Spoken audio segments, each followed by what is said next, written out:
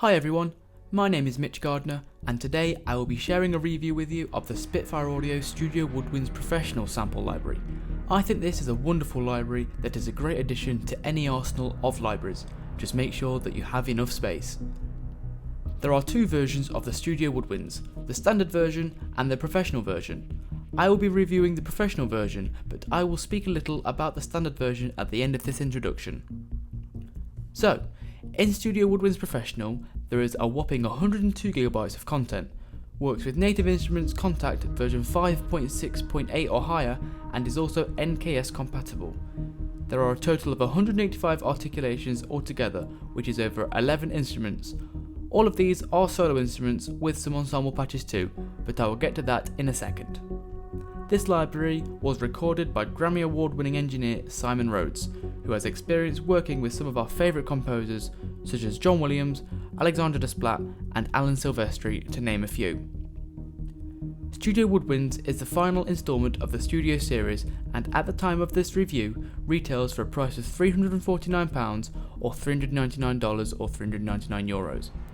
As it is the final instalment, it is now part of the Spitfire Studio Orchestra, which consists of other Studio Series libraries that are Spitfire Studio Strings and Spitfire Studio Brass. Now, if we look at the available 11 instruments in the Studio Woodwinds package, these are the piccolo, flute, alto flute, bass flute, oboe, cor anglais, B-flat clarinet, bass clarinet, contrabass clarinet, bassoon and contrabassoon. There are 4 sections with 3 players, which are the flutes, oboes, clarinet and bassoons, which is rather typical in a standard orchestral format, with the other instruments generally being doubled up by another woodwind player or playing standalone. In terms of microphones, you have plenty to choose from in Studio Woodwinds Professional: 2 tree microphones, 2 closed microphones, 2 overall mix microphones, outrigger microphones and ambient microphones. Simon Rhodes has got everything from super wide to pin sharp being picked up by Neumann, Schoeps and Sennheiser microphones.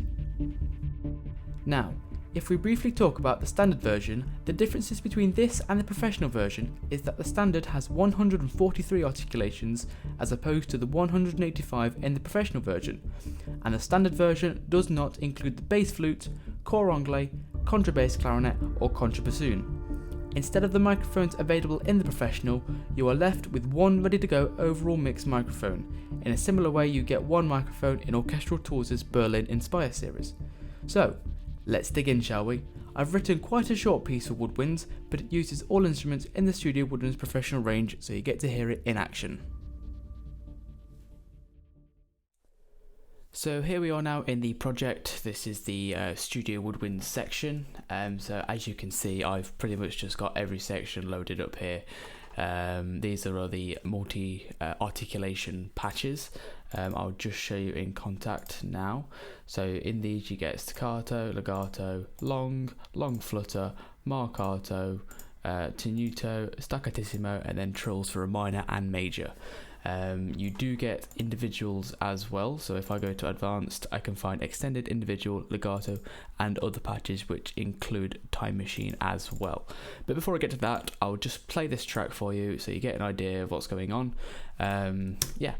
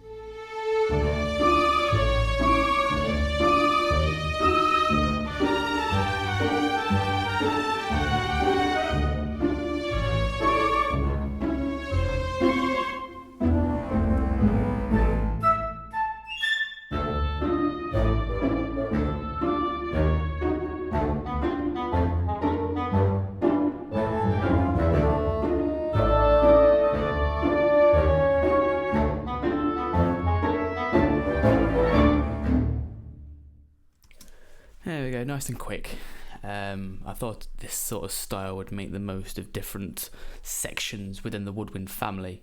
As you can see, I've got bits scattered around, using every single bit of what's available in the Studio Woodwinds, just so you get an idea of what it's capable of. So what I'll do now is just break down each individual part, and then I'll look at some legatos as well within the library. So if we start off with the piccolo, I've got some trills going on in this bit. So if you hear, oh, forgot to solo it.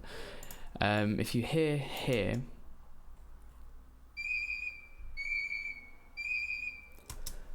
rather high, but obviously a piccolo in a standard orchestral family within a performance section would just be on their own. Normally you don't see normally more than one unless it's a prominent high part, so having that low down in the mix is good.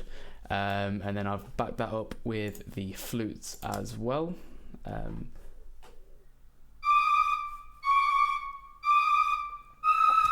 You might see as well that my mouse will be circling a bit. It's just the performance of the computer rather than the library itself, because obviously it's quite big anyway.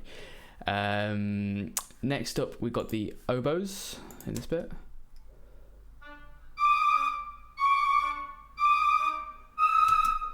Little staccato bit there, just to emphasize each note. One thing I'll mention, I'll go back to the start. I love this contrabassoon. I don't know if you hear, but if you didn't beforehand, to turn it up now and listen again, is the clicks from the keys. I think it sounds fantastic, especially because it's I don't think I've used a close mic here. Where's this bassoon, isn't it? So I've used the medium microphones. I've not touched it, but listen to this.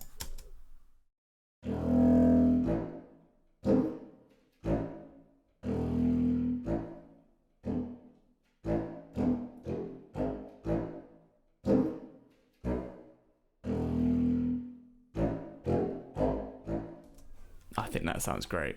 Those little clicks, it's like the imperfections that make it perfect there. So I really enjoy that. If we look, I'll go through the family stuff. So I'll start off with the different flutes first. So we'll go with we've looked at the solo, we've looked at the A3 flutes. Let's look at the solo flutes now. You can probably see as well within my MIDI that I am using key switches. That's just something that I've always tended to use, but you can flick and switch. Some people like to have individual articulations open, and that's fair enough, but I'm using key switches here just for the sake of the review itself. So easy staccato, nothing too difficult there. I think it's got quite a bit of bite. These ones, I mean, you can see in terms of the velocity, it's at 98, so it's quite high, but if I take it down now,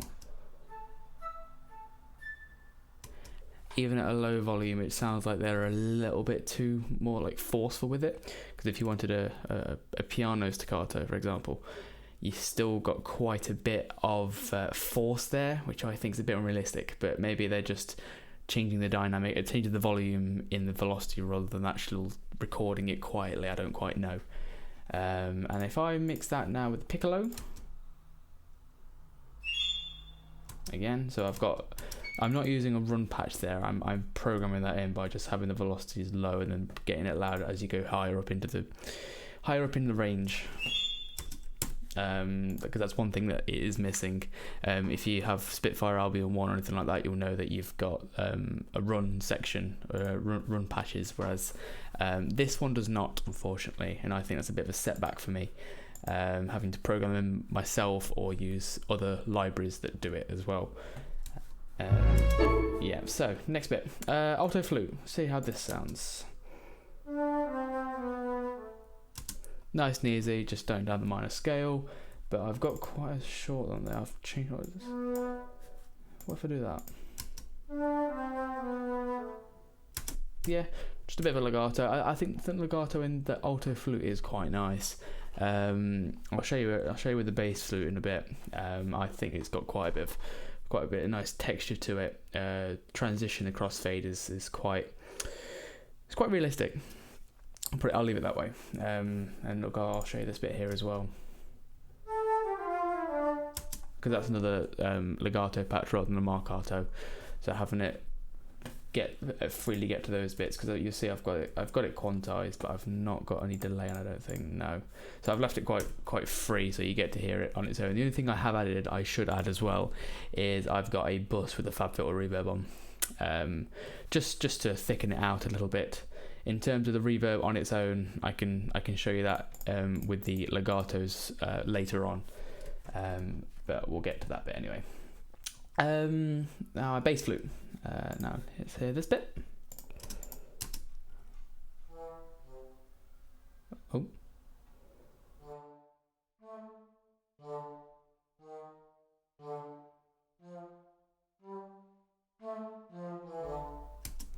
Nice and easy. Again, I've used a staccato patch there. It's obviously a bass flute's a lot heavier, a lot bigger of an instrument, so requires more puff. So I think with what I've got going on here, 79 on the velocity. So if I change that to 115, you can hear straight away it's got a lot more oomph. It's using a lot more air to get that. So they've obviously recorded that at a with more dynamic. But in terms of the overall flute family, I think the solo flute is particularly nice. If I compare it to I don't really know. Let's just compare it to a normal flute. The acoustic treatment because it was recorded in Air Studios Studio number 2, I believe. I don't think it complements the sound that well, but if you add some reverb to it, then it might sound a bit better. But I will show you the flute legato later on as well. Anyway, so if I move now to the oboes and cor anglais, we'll move. Well, the oboe starts first, the A3, the 3 section. So let's try that first. You can hear I've used a lot of staccatos as well, because of the context of the track and whatnot. But I think it gives you an idea, because staccatos get used quite a lot in woodwinds, so maybe this is a good thing as well. But again, legatos later on. Anyway, so quite a bit of bite. You can almost feel the tongue on the double reed for the players as well, which is quite nice. If I now go to the oboe solo.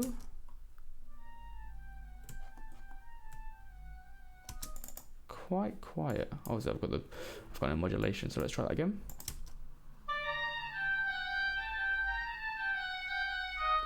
So that sounds really nice. I really like that. The crossfade between each note is great. There's no delay on it again, so that's perfectly in time. If I put that to a metronome,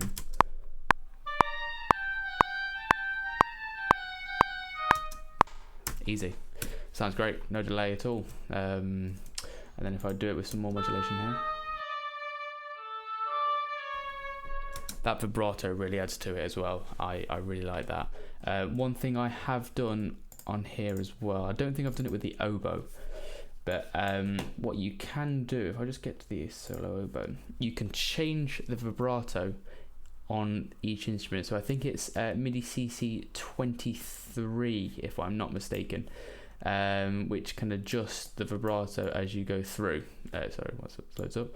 So you can start off with just a sustain, and then as the note progresses, you can add the vibrato, which I found that extremely useful, which is a nice little addition as well. It shows they've recorded it in both with and without vibrato, but you've got the option to crossfade them together, and it's seamless as well, which is quite hard to do, and quite hard to make sound realistic as well.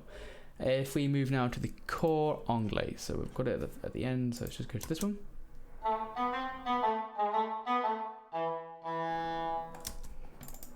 Sounds great. Again, this I think this is a marcato or staccato patch, but again, key switch is going on here.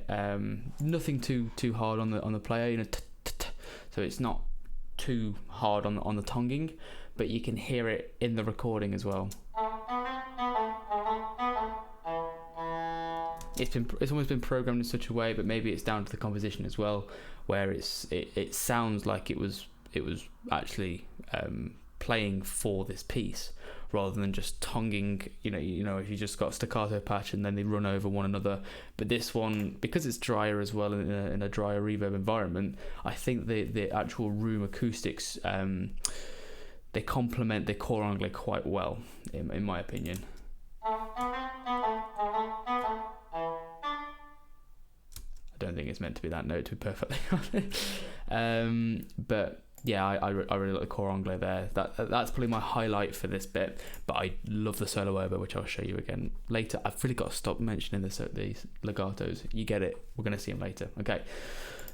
First, solo clarinet.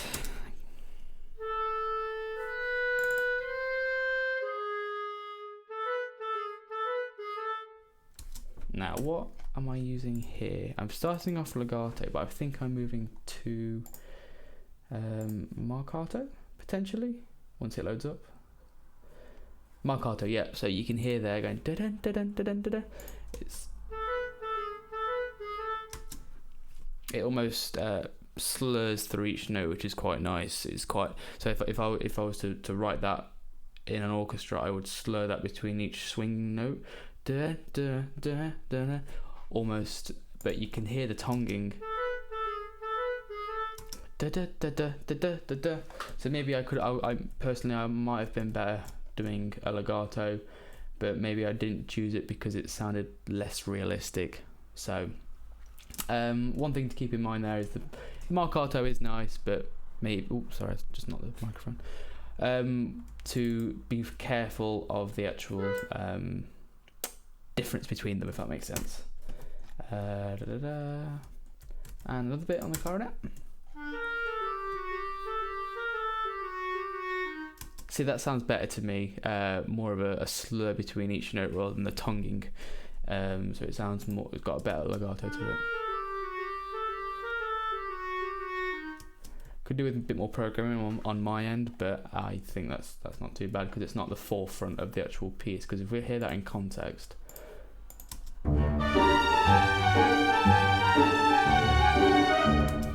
That weird sound you hear is the flute. It's the key switch hasn't quite. There you go. Yeah, okay, so that's the solo clarinet. I'll just, what's at the end here? Just a bit more for you here.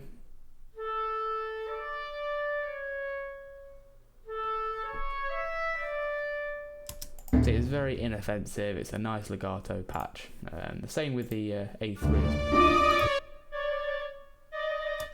Use trills here again. They sound really nice, the trills. They'd be good for tension build-ups, you know, in comic-y styles, but also good for this sort of thing as well. Because it sort of releases at a time where it doesn't sound unrealistic, you know, where if it was like in between the notes, where it would either be one or the other note, so that's quite good. And now bass clarinet. Let's try this.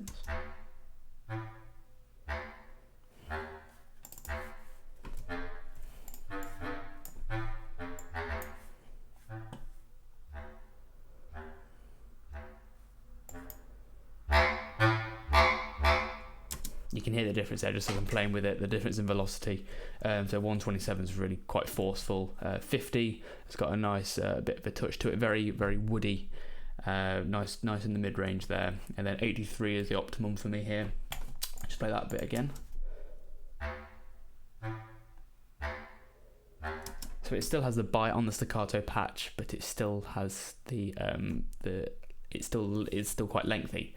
So it's not too long. I don't need a marcato. I don't need a sforzando. Just a nice staccato does the job. And final bit here is the contrabass clarinet.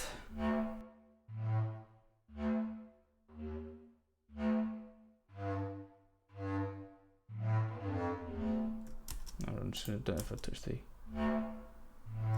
See, that sounds a bit sloppy to me now. I don't know what patch I've used. Let's have a quick look. Maybe staccato, potentially. Contrabass clarinet. So that is a staccato patch. So that's quite surprising. So I'm not too keen on that. Dun dun dun dun dun. Bit here. But what I'm using? Yeah, I'm still quite loud as well. 99. What difference is that? That doesn't sound right at all. Yeah, so I probably need a bit more programming on that. So contrabass in terms is quite again quite woody in like the bass clarinet, but a bit more for the overall tone. That sounds better. The legato sounds good. It's just, I think it's just the staccato, but a contrabass clarinet is quite a big instrument anyway. It's the same with the bass flute. Bassoon, right, solo.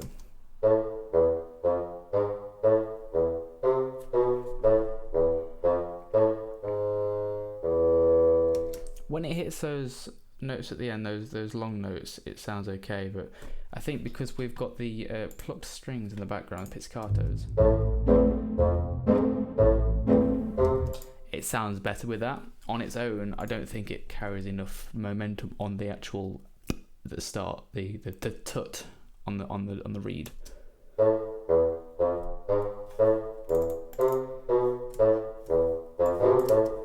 There you go, maybe let's have a try. So yeah, that's a bit too much, but you can hear it's got the tut. Maybe I just need to have another go with that again. But you can hear that they've programmed it quite well for the velocity. Let's just try a bit softer then. What does that sound like? Versus mainly just volume. There's a bit less of a tut on the reed, but not too much.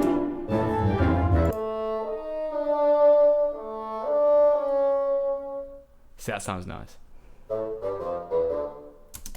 And then again, yeah, again, legato is very nice. A3 now.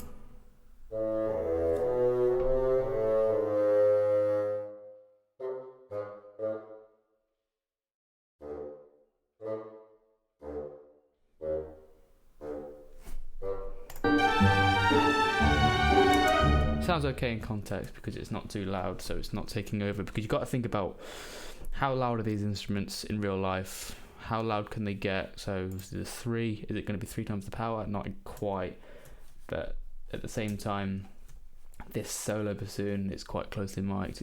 It's all about context, isn't it? So 25, bar 25, bassoon.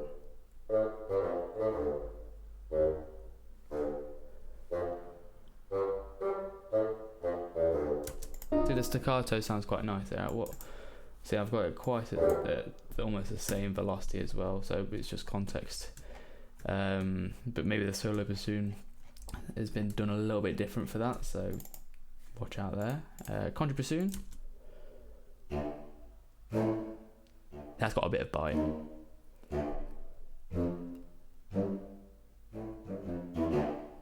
It's a bit sudden on the low note there. The low D. Realism, 6 out of 10. Could be better. Maybe it's better as a legato, but who knows. So I like the contrabassoon at the start for the staccato anyway, the little imperfections. And then we've got these are string patches, so we don't really know about those. So let's move on to techniques. So the Studio Woodwinds Professional packs core and decorative techniques. If I just show you the difference between both, you can see that they've both got, so we've got a long hollow, which are both here. We've got a long sforzando, we've got a multi-tongue, we've got rips, and then we've got falls, and then we've got swells. The thing that the core does not have though is FX. So we've got air and key noises here, so they're quite nice, a little addition if you needed some just sort of, it'd be quite good to mix with a reverb and things like that for little sound effects. Yeah, so that's those two. I won't go too much into detail about them, but I can show you, or you've heard the trills, show you the rips. They sound quite cool. And then the falls, I like them.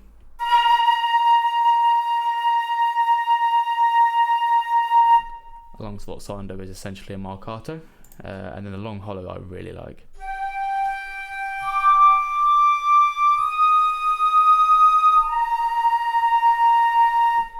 I like that. Really quite almost haunting. But okay, so I'm blabbering on here. So let's look at the flute legato.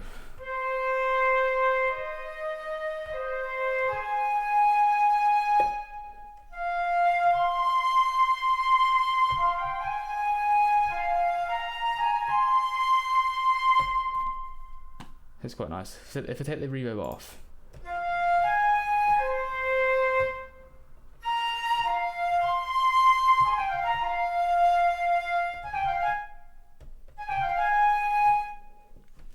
still see it's quite dry, but obviously that's in the name anyway.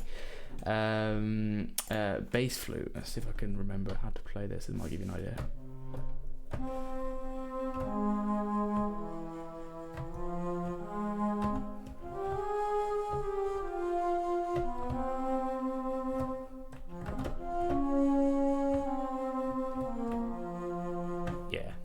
I think that sounds great. Even see, bass flute isn't used so often as a solo instrument because what you just heard there was the Jungle Book.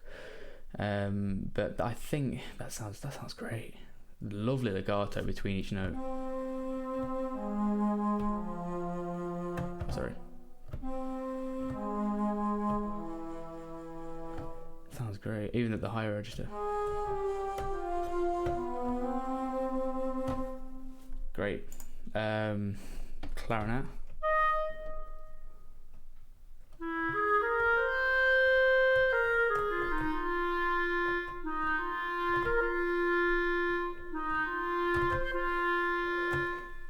Gives you an idea of what it actually can do on its own. I mean, I've used the sort of the closer mics on this one. That's the close two I've used on here, but I think that sounds great. And I've got a fab filter reverb again, so if I do it out without the reverb.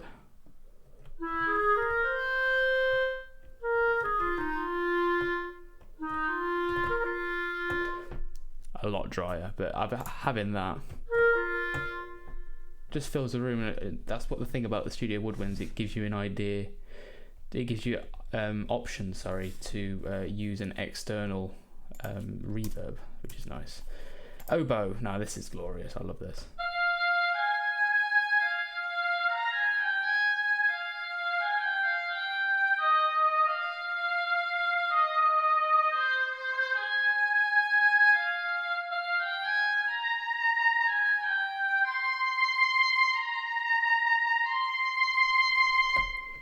Reverb again, but you can hear how beautiful that legato is and that sound.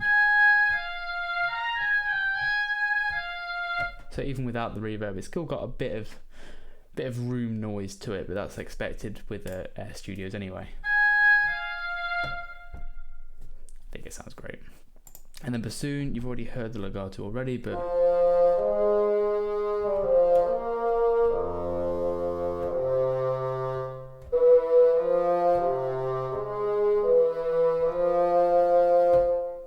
it's almost a velocity thing as well, so the harder you do it, the quicker the transition will be in the crossfade.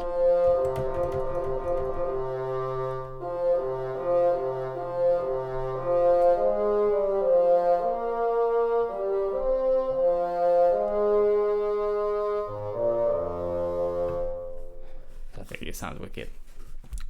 So I think you've sort of got an idea there of what Studio Woodwinds can do, just on the sound. Giving you a little piece, little excerpts, and showing you each and individual one and what that sounds like there with some legato techniques as well. I found it's the Studio Woodwinds, I find it a great tool for anyone looking to extend their catalogue, because you might already have the symphonic woodwinds, for example, which is the Studio One in Air Studios. It's also great for composers who use third-party reverb, such as myself, because if you think about how dry this one is versus the symphonic series woodwinds, it's quite dry to say the least in comparison. I found the close mics in the solo instruments could be potentially hard to control in the volume section, but albeit really nice when they are under control. Something like the clarinet I found a little too MIDI. Obviously I was on a close mic, but it might need a bit of an EQ if you wanted to fit in context depending on the instrumentation. Another thing, again, like I said, a run section would have been great, had minor, major, pentatonic and whatnot. Maybe some more clusters as well. I would have been quite happy to see, because they got a lot of articulations throughout each individual instrument, but no cluster FX. The only FX they've got really is the airy sounds and the clicking noises from the notes. But I guess there's only so much you can fit in 102 gigabytes of a library, so One thing I would recommend if you do get this library is to battery save. Yeah, that's another thing I always recommend with any library really in Contact. But as 102 gigabytes, you can't really afford for this to slow down your system. But yeah, thanks for watching. Hope you've enjoyed it, and hopefully it's been useful to you. To see more of this, please hit the like button, and for more reviews, tips and tricks, please subscribe.